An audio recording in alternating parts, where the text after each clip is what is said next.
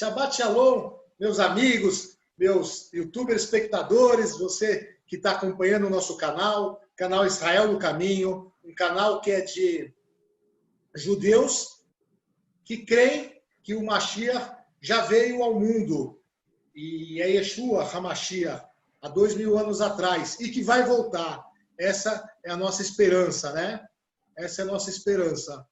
Hoje eu estou aqui com o Sami e com o José Adelcio para mais uma paraxá, Estou aqui desde Beersheba, a capital do Negev. O Sami e o José Adelcio estão em São Paulo. A paraxá é Shelach Lecha, ou seja, envia você. É uma paraxá que eu já vi muito shiur, muitos ensinos de pastores, de rabinos, muitos estudos, e é até uma paraxá comum que... Eu gosto muito dessa paraxá, eu gosto muito, porque ela fala dos espias.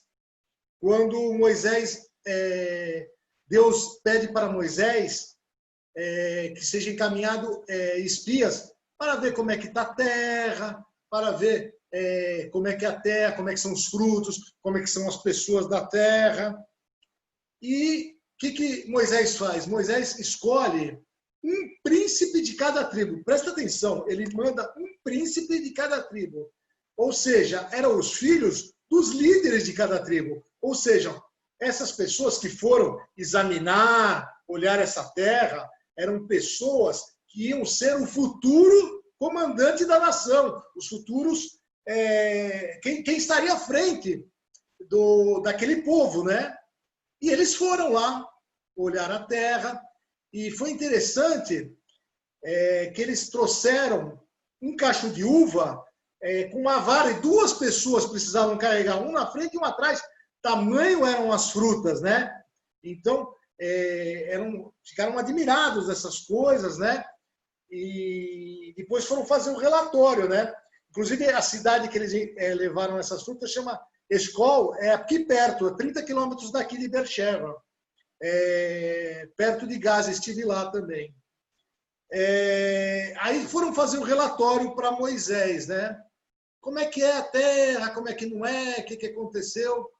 Nessa paraxá acontece uma coisa muito trágica, porque por causa do que esses espias, esses príncipes falaram, o povo de Israel teve que ficar mais 40 anos no deserto.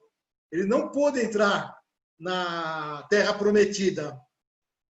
Não pôde entrar, pelo que eles falaram. De novo, o que foi falado, né? De novo, a má língua, porque falaram coisas que murmuraram, na verdade. O que eles falaram? Eles falaram a respeito das pessoas, eram pessoas gigantes, eram pessoas enormes. São gigantes, não podemos enfrentar. Mas duas pessoas de duas tribos falaram diferente, falaram, não, vamos atacar porque nós vamos ganhar esta terra. Foi Oséias, filho de Num, também chamado Josué, depois foi mudado o nome dele para Josué, filho de Num, que é da tribo de Efraim, e Caleb da tribo de Judá. Então, esses dois falaram, não, a gente consegue, nós vamos derrotar os gigantes. Agora, os outros 10 das outras tribos, não, ficaram com medo. Medo é parrod, ficaram com medo de enfrentar. O que acontece hoje em dia? Hoje em dia, conosco, com amigos nossos, com a gente mesmo. Nós vemos problemas e vemos que o problema é muito grande. Nós vemos que o problema é grande. Não, esse problema é muito grande. Eu quero falar uma coisa para você. E para mim também. Porque eu falo primeiro para mim. Não importa qual que é o seu problema, por maior que seja o seu problema, o seu Deus é maior do que qualquer problema que você pode estar passando. Você está desempregado? Seu Deus é maior. Você está com falta de dinheiro? Seu Deus é o maior. Você está com uma doença? Você está com câncer? Seu Deus é maior. Seu pai ou sua mãe morreu? Seu Deus é maior. Seu filho morreu? Seu Deus é maior. Qualquer que seja o seu problema, o seu Deus é maior. Com um Deus grande, que poderia fazer qualquer coisa, esses príncipes ficaram com medo de possuir a terra. Aí você vai pensar, espera um pouquinho, então foi pegadinha de Deus, ele mandou ir para depois não deixar 40 anos. Sim, não foi pegadinha, foi um teste. Ele estava dando uma terra para Israel possuir. Ele ia fazer o teste para ver se Israel está preparado para possuir essa terra. Nada mais justo. Quando Davi foi lutar com Golias, ele não ficou olhando, ai meu Deus, olha o tamanho de Golias. Não, ele não olhou para o tamanho do problema. Ele olhou para a promessa que ele tinha. E Israel, dessa vez, não olhou para a promessa, olhou para o tamanho do problema. Isso foi o grande erro dessa história, dessa passagem. Foi o grande erro do povo de Israel. E quando nós não acertamos o alvo, quando nós erramos, o que acontece? Eles ficaram 40 anos vagando no deserto. Nós ficamos rodando no deserto, quando não aceitamos o ministério ou o que Deus tem para a gente. O Senhor vai deixar a gente rodando no deserto até a gente estar preparado para possuir a terra, até nós estamos preparados para entrar nesta terra. Abraão teve a promessa, ele tinha 75 anos. Passaram 25 anos para nascer Isaac. Ele tinha 100 anos. 100 anos para quando nasceu Isaac. E nasceu de uma forma, ele já não tinha mais forças. Eu fico pensando na mãe de Yeshua, Maria, que era nova e foi concebida de uma maneira sobrenatural. Isaac também. Ele tinha 100 anos, Abraão já não tinha mais força. Foi Deus que fez essa concepção.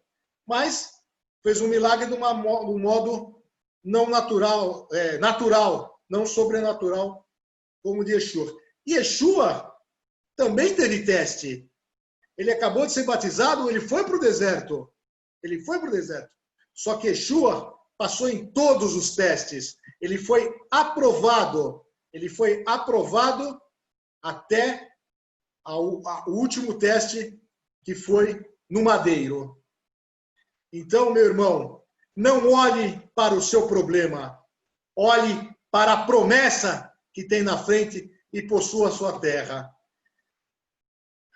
Eu vou passar a palavra para o Sami para ele falar a Haftará. Sami, é com você.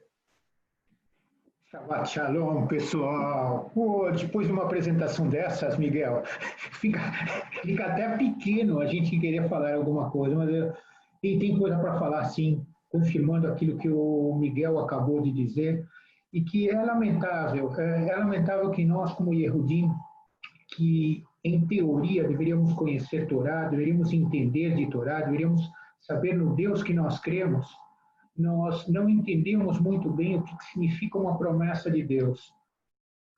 Nessa mesma paraxá, Bamidbar, no capítulo 13, versículos 1 e 2, diz assim: Disse o Eterno a Moshe: Envia homens que espiem a terra de Canaã, que eu hei de dar aos filhos de Israel. De cada tribo de seus pais enviareis um homem, sendo cada qual príncipe entre eles. O que eu estou contando para vocês? Não era qualquer um que foi mandado, como o Miguel acabou de dizer.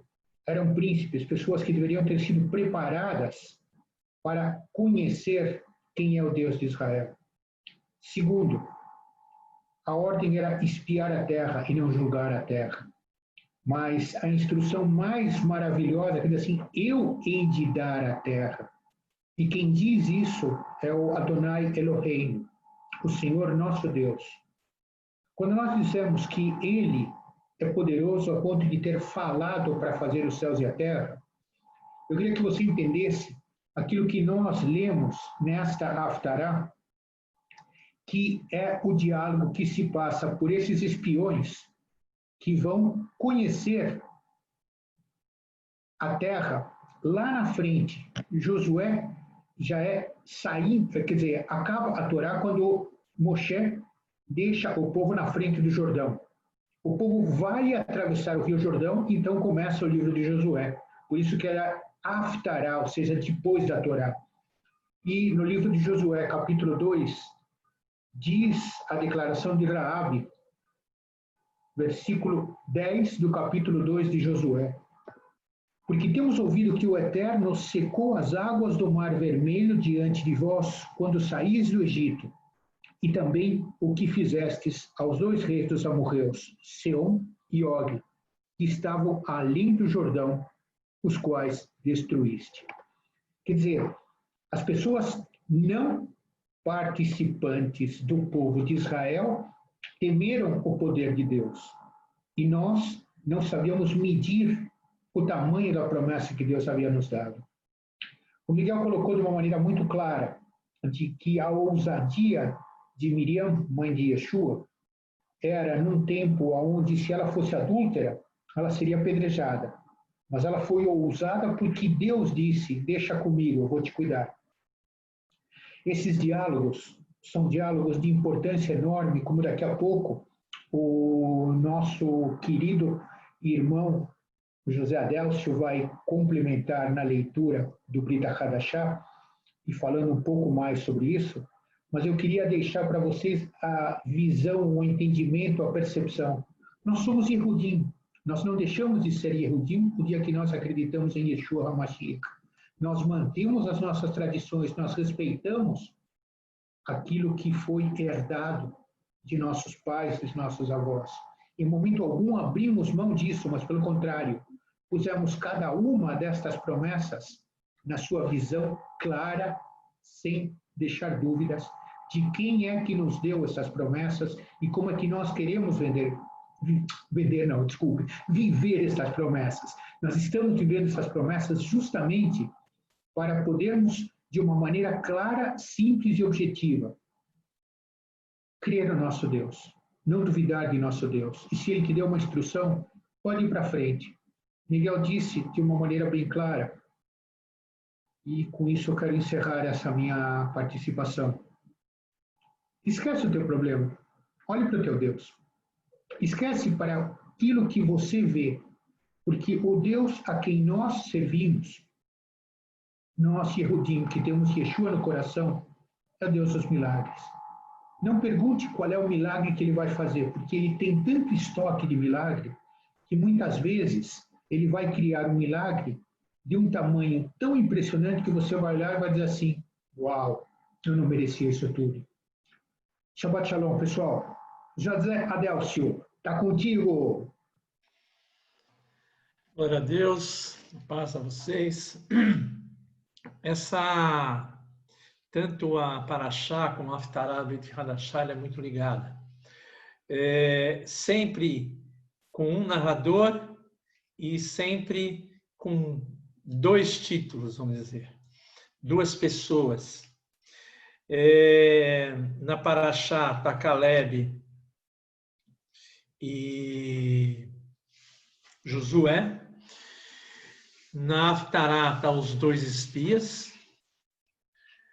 E na Brit Hadashah está em Hebreus 13, do 8 em diante. Paulo, não sabemos quem escreveu realmente o livro de Hebreus. Existem teorias. Mas fala de Moisés e de Jesus, de Yeshua. E nós sabemos que Moshe foi um grande homem, muito importante em tudo que fez, e talvez um dos mais importantes, se não o mais importante homem nascido de mulher. e está em livros muçulmanos, está em tudo. Foi um grande homem de Deus. Mas Jesus, Yeshua, é o Filho de Deus. Então, nessa palavra de Hebreus 3, não existe comparação. Porque Moisés, ele veio para servir e levar um povo para a terra prometida. E Yeshua veio para livrar os nossos pecados e nos dar, na verdade, resgatar a vida a gente. Mas o que tem acontecido, e nessas 3 porções que nós estamos falando, nós vimos lá que 2 espias, 2 que foram ver a terra, foram ver a terra, o São me disse bem, eles ficaram maravilhados, ficaram extasiados. O fruto era uma coisa absurda. Só que tinha 10 contra. Com os espias que foram até a casa da prostituta,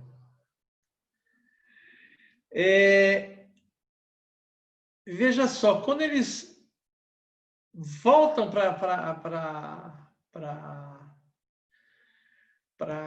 falar com Josué, ele diz das fortalezas que tem, mas os 2 sente a condição de que a vitória é correta. E nesse livro do Brit Hadashah fala de Jesus, fala de Yeshua, e ele diz exatamente para que nós não endureçamos o coração. Nós não podemos entrar numa incredulidade sem tamanho, porque é o que está acontecendo hoje. Lá 10 desistiram, depois, na frente, mais desistiram. Então, desistir das obras que Deus deu para todo mundo é uma coisa, como o Samuel falou agora há pouco. Nós estamos na mão do Senhor. Nós temos que ter a certeza de que o que nós vamos fazer é de vontade de Deus, que seja a vontade do Senhor, e independente da dificuldade, dos questionamentos, das coisas que estão contra, nós devemos tirar totalmente da nossa frente. O importante é que o pecado Deus perdoa. Ele nos deu Yeshua HaMashiach pelos nossos pecados, ele perdoa. Mas a incredulidade, Deus não tem como te perdoar. Porque como que nós vamos falar? É livre-arbítrio. É você que decide. É você que... A incredulidade, ela é dura. Ela é muito dura para quem já conheceu Yeshua, para quem conheceu o amor de Deus. Quem cai na incredulidade, vai de vez para o mundo e vai embora, é terrível o que acontece. Agora, essa prostituta, ali ela já teve a salvação, porque ela pediu para eles ter a garantia de que eles não seriam, ela e os seus familiares não seriam atacados. Então, eles foram salvos ali. Ela pediu a salvação. A salvação que nós temos hoje, antes era Deus direto, mas a salvação que hoje nós temos em Yeshua. Então, como que nós temos que fazer? Essas pessoas que se desviaram, é simples? Não é simples você voltar com elas, mas normalmente elas olharam para homens.